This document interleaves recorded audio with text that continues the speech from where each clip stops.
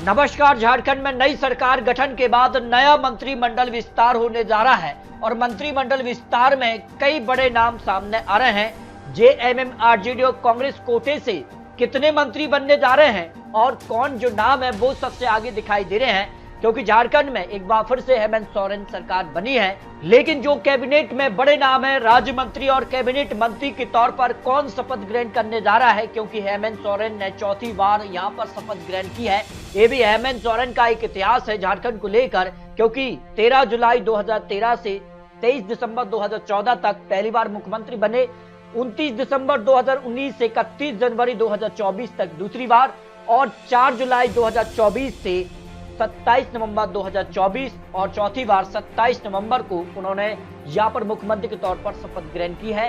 तो ये भी अपने आप में एक बड़ा इतिहास रहा है। तो हेमंत सरकार यहाँ पर बन चुकी है, लेकिन कितने मंत्री और किस कोटे से कितने यहाँ पर जो मंत्री है, विधायक हैं, वो मंत्री रेस की जो आगे दिखाई दे रहे हैं। जो बड़ी खबर सामने आ रही है हेमंत सोरेन की जो नई सरकार है, इसमें अगर बात की जाए तो कांग्रेस से 4 विधायक को कैबिनेट में यहाँ पर शामिल किया जा सकता है, जबकि जेएमएम से 6 विधायकों को मंत्री बनाया जा सकता है। इसके अगर बात की जाए तो आरजेडी कोटे से 1 विधायक को मंत्री बनाया जा सकता है। तो सीधे तौर पर माना जा रहा है झारखंड में 6-4-1 के गणित पर मंत्रिमंडल का गठन होने जा रहा है, क्योंकि इस बार एक बड़ी जीत है यहाँ पर जेएमएम यानी इंडिया गठबंधन को मिली है। तो बात कर लेते हैं, अगर बात की जाए झारखंड में यहाँ पर जेएमएम कोटे से जिन मंत्रियों की लिस्ट सामने आ रही है, उसमें बड़ा नाम यहाँ पर सुदिव्य सोनू गिरिडीह विधानसभा सीट से जेएमएम उम्मीदवार, एक बड़ी जीत उनको मिली है। तो माना जा रहा है कि इनका यहाँ पर मंत्रिमंडल में शामिल होना लगभग तय है और कैबिनेट मंत्री के तौर पर शपथ ग्रहण करते हैं, राज्य मंत्री के तौर पर, ये एक बड़ा सवाल बना हुआ है। योगेंद्र प्रसाद यहाँ पर गोमिया विधानसभा सीट की अगर बात की जाए तो यहाँ पर जेएमएम कोटे से एक बड़ा नाम है और ऐसे में इनका भी मंत्रिमंडल में शामिल होना लगभग तय माना जा रहा है। हेमलाल मुर्मू अगर बात की जाए तो लिट्टीपाड़ा से एसटी वर्ग है और सीधे तौर पर जेएमएम कोटे से एक बड़ा नाम है।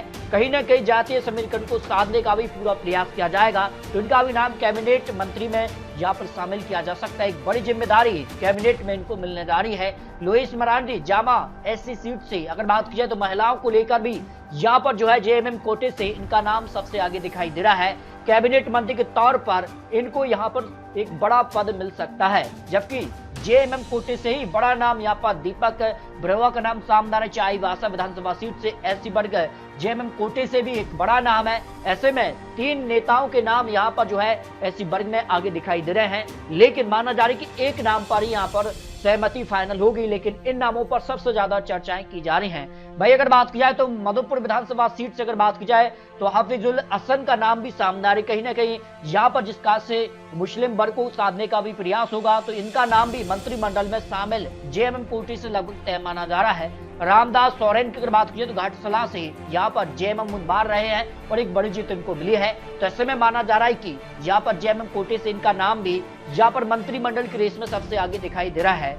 मथुरा महतो अगर बात की जाए तो टुंडी विधानसभा सीट से इनका नाम भी मंत्रिमंडल में शामिल किया जा सकता है। इसके अगर बात की जाए तो 2 नाम और यहाँ पर चर्चा में है, सुदिव्य सोनू गिरिडीह जेएमएम से और योगेंद्र प्रसाद गोमिया, इनका एक नाम पर सहमति। इसके अलावा बात की जाए तो यहाँ पर जेएमएम से कल्पना सोरेन जो कि हेमंत सोरेन की पत्नी है, इनका नाम भी मंत्रिमंडल में शामिल जेएमएम कोटे से हो सकते हैं। तो 6 से 7 यहाँ पर विधायकों को मंत्री पद यहाँ पर दिए जा सकते हैं। फिलहाल 10 से 12 नामों पर चर्चा सबसे ज्यादा जेएमएम से दिखाई दे रही है। कांग्रेस की भी अगर बात की जाए तो इस बार यहाँ पर जिस कार्य की जीत मिली है, तो इसका बात माना जा रहा है कि 4 से 5 विधायक उनके भी मंत्री बनाए जा सकते हैं। और जिन नामों पर कांग्रेस के लिए सबसे ज्यादा चर्चा है, उनमें अगर बात की जाए तो रामेश्वर उरांव यहाँ पर लेहदागा विधानसभा सीट से कांग्रेस कोटे से है और इनका नाम भी मंत्रिमंडल में शामिल किया जा सकता है। एक बड़ी जिम्मेदारी कैबिनेट में उनको मिलने जा रही है।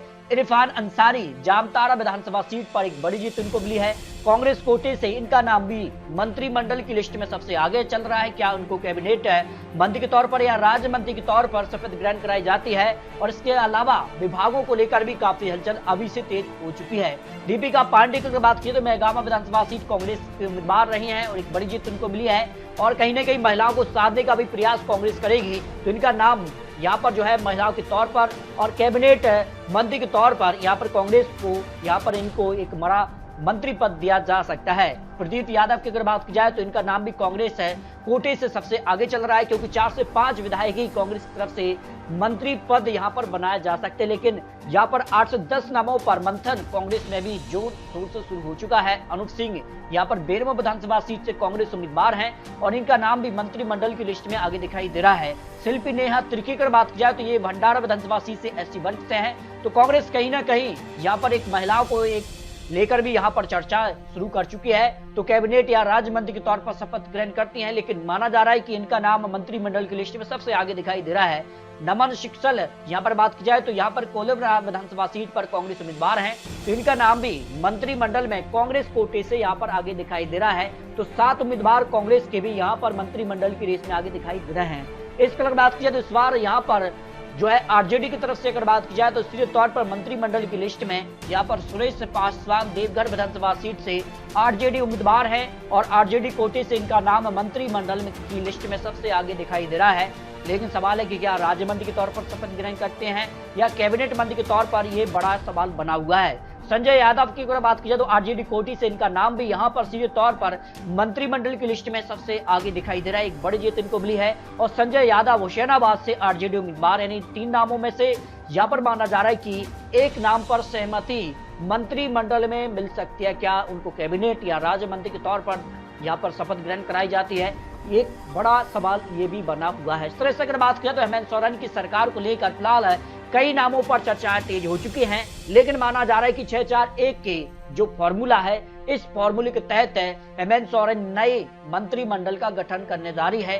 तो आपको क्या लगता है किन नामों पर और चर्चा होनी चाहिए और कौन नाम यहाँ पर कांग्रेस जेएमएम आरजेडी से यहाँ पर मंत्रिमंडल की लिस्ट में शामिल होने चाहिए? इसके अगर बात की तो महाराष्ट्र में भी जो है मंत्रिमंडल गठन होने जा रहा है, इसको लेकर भी बहुत जल्द आपको महत्वपूर्ण विश्लेषण दिखाने जा रहे हैं। तो मिलते हैं और लेटेस्ट और महत्वपूर्ण विश्लेषण के साथ, तब तक जय हिंद, जय भारत।